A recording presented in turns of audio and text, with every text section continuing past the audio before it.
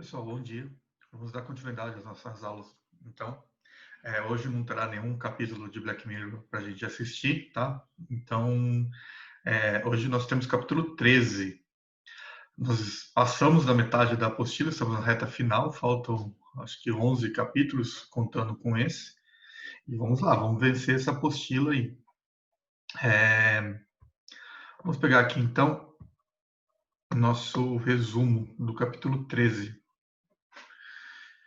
que é Poder, Política e Estado.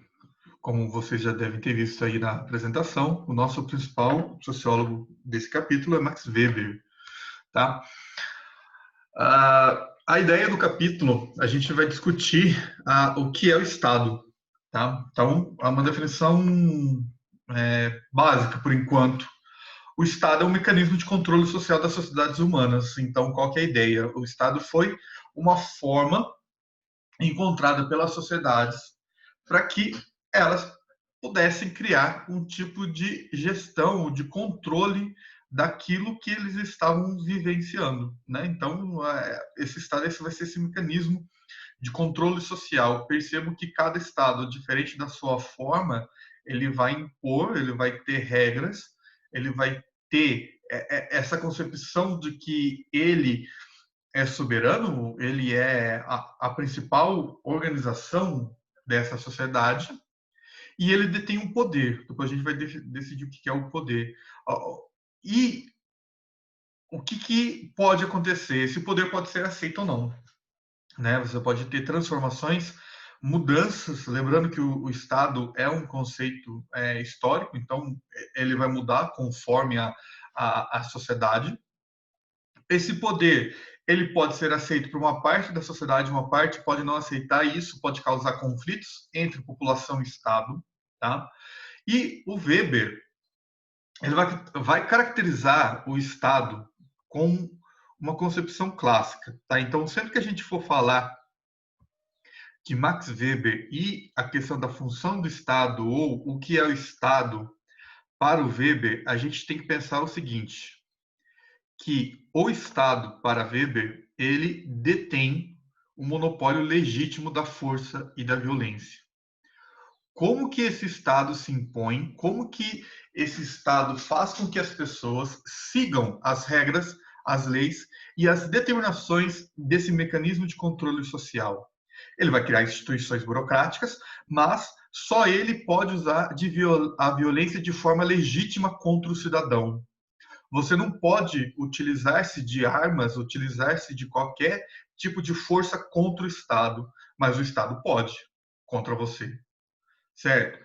Aí você tem exército, você tem a polícia, você tem várias formas de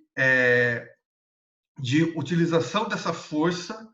Ela pode ser essa força física, né, essa força na concepção de violência contra o indivíduo. Para quê? Para que ele siga aquilo que está determinado nessa situação de controle. Então, o Weber ele é muito claro, ele vai dizer que isso é o que dá forma ao Estado. Somente o Estado tem a legitimidade de utilizar-se da força.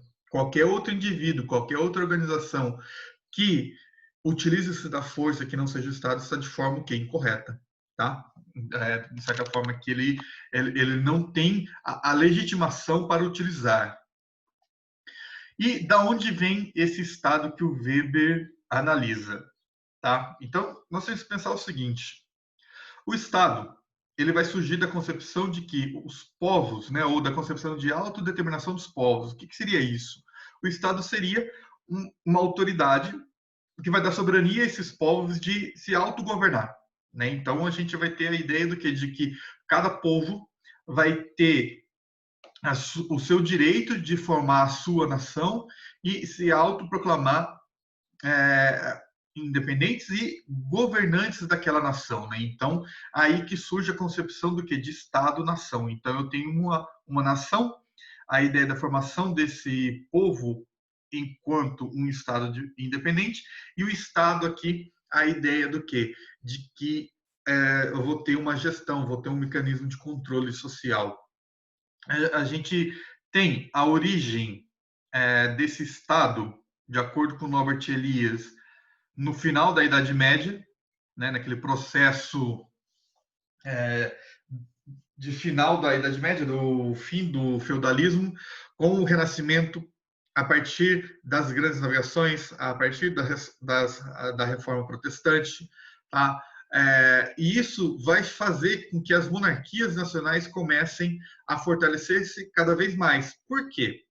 Porque durante a Idade Média, principalmente a Alta Idade Média e já em crise na Baixa Idade Média, você tem que a organização feudal ela caracterizava que o senhor feudal ele era o autogestor do seu feudo, né? Você vai ter as leis de suzerania e vassalagem. E que o senhor feudal, então, ele não tinha uma obrigação de fidelidade correlacionada a leis com o rei. O rei era mais um acordo militar, caso houvesse uma invasão. Porém, o que vai acontecer? Conforme o feudalismo ele vai sofrendo transformações e entrando em crise, você começa a ter disputa entre os senhores feudais e cada vez mais você está tendo uma centralização de poder em um determinado senhor feudal. E isso vai gerar a ideia do que das monarquias nacionais. Então você começa a ter aquilo que o Norbert Elias vai chamar de lei do monopólio. O senhor feudal vai centralizando o poder cada vez mais e isso vai fazer com que se forme esse Estado-nação, porque não passa mais além de ser um acordo militar com o rei, mas agora você começa a ter a imposição da vontade desse senhor feudal sobre os outros feudos. Então, o que ocorre? Você começa a ter uma centralização de poder, e isso é visto na Europa entre os séculos XIV, XV e XVI. Tá? Então, você começa a ter a formação das monarquias. As duas principais monarquias que vão centralizar o poder dessa forma é a monarquia francesa e a monarquia inglesa. A monarquia inglesa ela vai ter um processo de centralização de poder, porém, tá? Ela vai ter o parlamento junto a partir do século XI já junto ao rei para controlar as ações desse rei. Então a monarquia inglesa ela vai ter traços de absolutismos em um determinado momento, porém ela vai ter sempre o parlamento para controlar as ações do rei, tá? Os reis que tentaram implementar absolutismo na Inglaterra vão ser freados. No caso da Revolução de 1640, o rei vai ser enforcado em frente ao parlamento, e na de 688, o rei vai ser expulso, e vão convocar um príncipe holandês de uma casa real para se casar com a princesa inglesa, para que ele siga as ordens, né, ou eles sigam as determinações do parlamento. Então, qual que é a ideia do absolutismo inglês? Você é rei, porém você obedece à questão, às ordens, às determinações do parlamento. É claro que na maior parte das ações o parlamento e o rei falavam a mesma língua, tá? Mas tinha um mecanismo de poder frear esse poder do rei. Porém, o absolutismo francês ele é o exemplo principal sobre o que é essa concepção de absolutismo. Se a gente pegar a frase do Luís XIV, o Estado sou eu, ele se encaixa naquele pensamento de Maquiavel, mas principalmente do pensamento de Hobbes, tá? A ideia do que de que existe um soberano controlando todo o Estado de acordo com a sua vontade. Então, esse Estado-nação surge a partir da formação dessas monarquias. Depois você tem o caso de Portugal, você tem o caso de Espanha. A Alemanha ela só se unifica em 1870, a Itália em 1871. Tá? Então, mas você tem monarquia, você tem o Império Húngaro, né? o Sacro o Império Austro-Húngaro, você vai ter depois, no caso, antes da Alemanha ali, você tem o Sacro Império Romano Germânico, né, que depois vai formar as ligas, depois vai formar a Prússia, né, desculpe aí pela falha memória. Então, assim, essa formação de Estado, ela caracteriza-se por esses conflitos finais da Idade Média e a centralização de poder nessa concepção. O Durkheim, antes da gente entrar no Weber, a gente vai ter só uma passagem. Ele vai dizer o seguinte, ó, O Estado é um centro de coesão social e política, tá? É um órgão especial encarregado de elaborar certas representações que valem para a coletividade. Então, o que acontece? Se é um centro de coesão, ele está o quê? Ele está agindo contra a coletividade. Então, ele está forçando a você o quê? A criar determinados hábitos que vão fortalecer essa coletividade. Por quê? Porque você está agindo de acordo com como todo mundo está agindo. Então, você vai pertencer a essa coletividade. Porém, o centro, né, a perspectiva, a parte principal do capítulo não é o Durkheim, tá? Mas lembre-se do Durkheim. Porém, a gente vai se focar nessa parte. Max Weber, Estado, Poder e Dominação. Tá? Essa é a parte principal do capítulo. Nós temos que o Weber, ele até hoje, como um dos principais sociólogos, quando se fala em questão política, tá? De análise política dentro da sociologia, é talvez um dos mais citados, que mais vai ter representações dentro de trabalhos acadêmicos. Por quê? Porque ele vai dizer o seguinte: o que é o Estado? O que ele entende como Estado? Empreendimento político que exerce poder sobre a coletividade. Então ele vai dizer o seguinte: o Estado, ele não tem só aquela ideia de fazer, promover o bem social, de participar ou de organizar a sociedade, mas não, ele é um empreendimento político e ele vai exercer o seu poder sobre a coletividade. Como? Através do monopólio legítimo da força e violência. Então, uma vez que o Estado está constituído, tá, o monopólio da força e da violência passa a ser o que? Legitimada. Então, o que ocorre? Eu vou criar formas, mecanismos para fazer com que a população, que a coletividade, ela siga as determinações criadas. Como? Através da força e da violência. Então, as imposições feitas perante a sociedade pela ação do Estado, para o Weber, é um tipo de violência. Então, veja, porém, mas por que não é percebido? Por que não se tem esse tratamento de que as imposições feitas do Estado contra a coletividade, contra a sociedade, é uma violência? Porque ela é legítima, né? E como que isso se tornou legítimo? Por conta do processo de racionalização. Então, veja, para o Weber, conforme as sociedades foram evoluindo, passando por processos históricos, a gente vai ter a secularização do pensamento, ou a racionalização. Então, cada vez mais, eu trabalho com conceitos racionais. Então, eu vou criando formas racionais de organização. E, para ele, a principal forma de racionalização do Estado são as instituições burocráticas. Então, você pode pensar, a justiça é uma instituição burocrática, né? As determinações judiciais, as questões, por exemplo, das decisões da Câmara de Vereadores, Prefeitura, né, o Poder Executivo, Poder Legislativo, isso tudo são o quê? Instituições burocráticas. Então, eu crio todo um mecanismo de controle social através do conceito de racionalização do pensamento e imponho isso como uma forma de organização legal. E isso vai criar o quê? Olha, se você não cumprir aquilo que está sendo de forma legal e, de certa forma, colocada como essa ação e como legítima, o que acontece com você? Você vai ser punido. Você vai ter leis, você vai ter formas de punição caso você não cumpra com a sua obrigação de cidadão, tá? Lembrando que o poder do Estado ele pode ser aceito ou não. Caso você não aceite, você sofre como eu posso dizer, as penalidades, né? As condições adversas da lei. Para o Weber, o Estado burocrático de direito, né?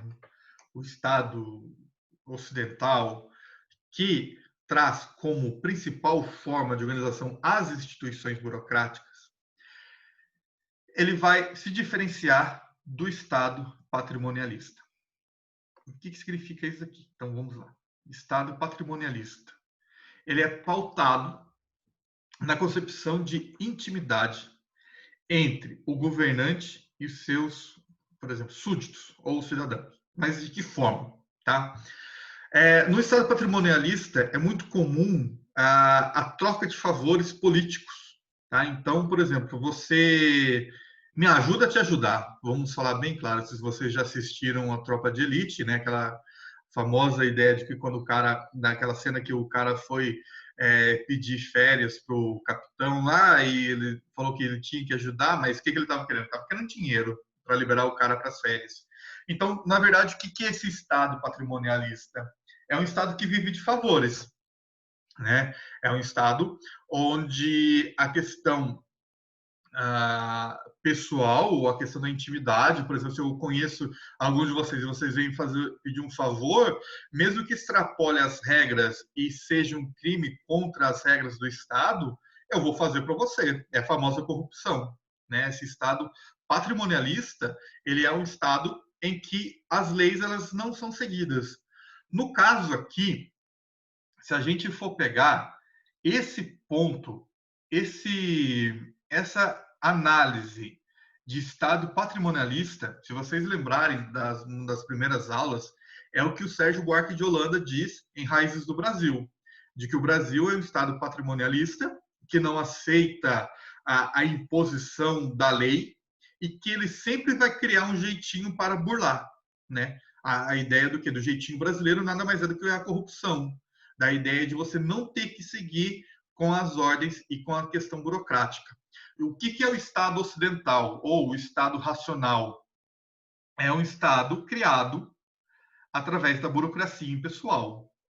Para o Weber, a burocracia impediria a corrupção, tá?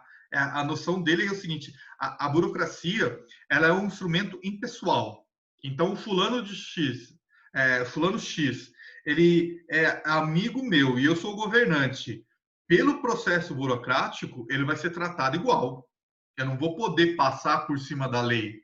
Ele vai sofrer as consequências, ele vai sofrer o mesmo trâmite que qualquer outra pessoa. Então, qual que é a ideia?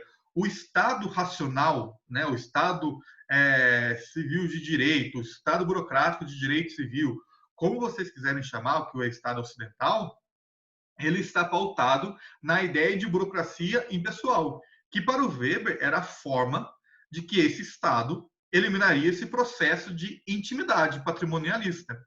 Se você seguir a concepção de Estado de Weber, a gente entende que a burocracia é uma forma do que? De acabar com a corrupção, porque você tem formulários, você tem toda uma série de processos para que seja concedido algo, ou para que seja relacionado à questão de julgamento, que seja a concessão de algum direito, certo? Porém, né, em alguns estados como o Brasil, a questão de intimidade e a questão patrimonialista fala mais alto do que o processo burocrático. Então, eu vou burlar o processo burocrático para favorecer alguém que eu conheço. Tá? Nessa concepção do Weber, ainda, tá, nós temos o seguinte, que existe uma diferença entre o poder e a diferença entre dominação. Poder, para o Weber, é a capacidade de determinação do outro contra a sua vontade. Então, quando alguém fala para vocês fazerem tal coisa que é contra a sua vontade, ele está utilizando-se do poder, né? Pode ser tanto algum professor, algum familiar, né? Alguma autoridade civil, certo? Então, o que acontece? Ele está utilizando-se do seu poder. O que é a dominação? Olha só. É a capacidade de determinar a ação do outro com o seu consentimento. Quando uma pessoa fala para você fazer algo e você entende que aquilo deve ser feito, o que foi utilizado? A dominação, né? Como eu posso dizer, uma outra forma de conceber o poder. Mas por quê? Porque o outro, ao invés de questionar, ele vai ter o quê? Ele vai consentir aquela ação, né? Então ele vai aceitar aquilo. E a dominação, para o Weber, né, as formas de dominação que se diferem desse poder autoritário, né, que vai contra a vontade do indivíduo, ele se divide em três. Tá? Essa dominação vai dividir-se em três. Dominação tradicional, relacionada a alguma tradição, principalmente utilizado na questão religiosa, tá? A dominação carismática. Você tem um líder carismático, né? Você tem uma autoridade carismática que está fazendo qualquer tipo de atrocidade frente à lei, está burlando a lei, está passivo de corrupção, porém é um ser carismático que a população ama, então ele é amado e isso faz com que ele não seja julgado, não seja colocado em julgamento frente à população ou aquilo que ele pede para a população ou aquilo que ele faz com relação à população. Então, o carisma do líder ali é inquestionável e isso faz com que ele exerça a sua dominação. E a dominação legal racional, que é, para o Weber, o Estado. Por que as pessoas obedecem às leis? Né? As leis, quando eu nasci, já estavam criadas. Eu sou de 87, Constituição do Brasil é de 88. Né? Então, um ano depois, as leis foram criadas, eu nem sabia disso. Né? Fui crescendo de acordo com a sociedade, com o grupo social do qual convivo, e essas leis permanecem até hoje. Vocês também, quando nasceram, as leis já estavam já estavam criadas. Por que vocês obedecem a ela? Né? Qual que é a concepção de dominação que ela exerce? Né? A gente foi consultado, né, para pensar referente a essas leis. Existem leis que a gente poderia eliminar, que já não é mais necessária, ou, no caso do Brasil, você precisa fazer leis até durante um período de pandemia para conscientizar a população sobre o uso obrigatório de máscara. Então, assim, tem certas coisas que você não precisa de lei, né? Porém, é uma forma do Estado se impor frente à população. Tá? Então, assim, essa dominação legal racional é o que dá forma e força ao Estado. Tá? Então, ela é a principal concepção de dominação para Max Weber. Lembre-se disso. Tá? Essa é uma das principais jogadas, um dos principais pensamentos da sociologia política, a ideia de dominação legal racional para Weber. E a ideia é o seguinte: burocracia, instrumento legal racional. Ela vai impedir o processo de corrupção. Porém, a gente sabe que sempre existe um jeitinho. Tá? Por que a burocracia ela impediria a corrupção? Primeiro, para ocupar cargos públicos, a pessoa tem que provar sua capacidade, concurso. Então, você vai fazer prova para ser, sei lá, ocupar um cargo público. O que você tem que fazer? Você tem que estudar, você tem que mostrar a sua competência, o quê? Profissional. Então, você tem que ser uma pessoa qualificada. Você não pode ser, por exemplo, indicado por um fulano, né, por um diretor de um cargo público ou de uma empresa pública ou um prefeito, vereador, para ocupar tal cargo se você não tem competência. É isso que o Weber quer dizer com a burocracia. Se você faz isso, você está agindo de forma impessoal. O que a pessoa tem que fazer? Ela tem que mostrar competência. Ela está ali porque ela passou numa prova, porque ela passou um processo e ela conhece o que ela tem que fazer. A remuneração do serviço público ela tem que ser de acordo com a competência. Então, cada cargo de acordo com a responsabilidade, de acordo com a sua concepção de necessidade, vai remunerar esse servidor. Há uma hierarquia. Então, veja, ele não pode descumprir essa hierarquia, ele tem que obedecer essa hierarquia que está determinada por lei. E o seguinte, os agentes de uma instituição não são donos dos meios materiais dessa ação. O que isso quer dizer? Que eu não posso utilizar a instituição pública para beneficiar alguém em particular. Eu não posso assumir um cargo público e fazer daquele cargo público uma ação em benefício meu. Se o cargo é público, quem que tem que ser beneficiado? O público, tá? Então é isso que ele quer dizer com isso. Eu não sou dono daquela instituição, eu não sou dono daquele setor, eu não posso beneficiar tal pessoa e desmerecer outra pessoa. Não, eu tenho que ser o quê? Eu tenho uma concepção de isonomia, a questão da igualdade, né? Então veja, o agente público ele deveria agir, tem que agir dessa forma, né? Então, por isso, para o Weber, que a burocracia eliminaria a corrupção. Olha só, esse Estado ele vai funcionar de forma impessoal e de forma burocrática racional. Ele não tem lições, ele não tem ligamento com a questão interpessoal, tá? Aí, para terminar, definição de alguns conceitos de forma rápida.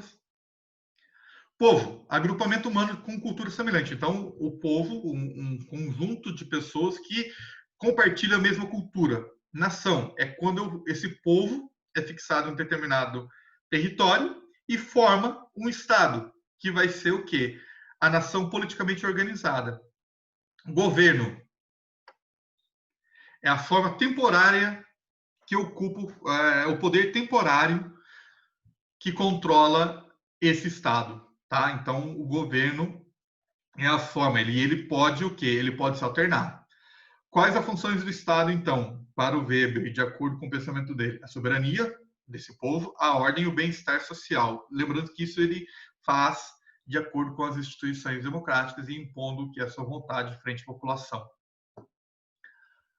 Existem, para o Weber, os estados totalitários, que é o fascismo na Itália e o nazismo na Alemanha, os liberais, que seriam as democracias, e os sociais-democratas, que tentariam conciliar a ideia econômica de capitalismo e o bem-estar social da população. Tá? Ele não considera que os países comunistas, o pensamento comunista, como uma forma de organização de Estado, porém ele vai considerar os sociais-democratas, a ideia de tentar conciliar o bem-estar social com a concepção econômica. Federação e Estado unitário. Estado unitário é quando você não tem divisão de estados dentro do território. E a federação, no caso do Brasil, você tem o quê? Você tem a União, né? Você tem a federação, que são os estados, e que desses estados vão formar um governo centralizado, um governo único. Então, você tem a ideia do quê? De que os estados unificados vão dar forma ou poder a essa federação. No caso do Brasil, a federação, os estados sofrem as ações mais centralizadoras do poder federal, né? No caso, assim, eles não têm tanta autonomia, diferente dos Estados Unidos, em que os estados têm uma maior autonomia frente ao poder federal, tá? E a concepção monárquica e a questão republicana. A monarquia ela pode ser absolutista ou ela pode ser parlamentar, né? Então você pode ter um rei absolutista e você pode ter um rei que divide o poder com o primeiro-ministro no parlamento.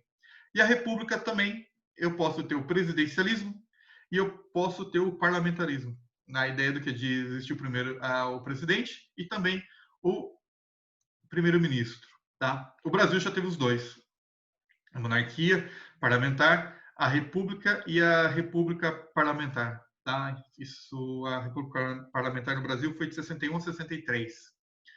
Bem, qualquer dúvida, estou à disposição para questões de vocês. Um abraço. Opa.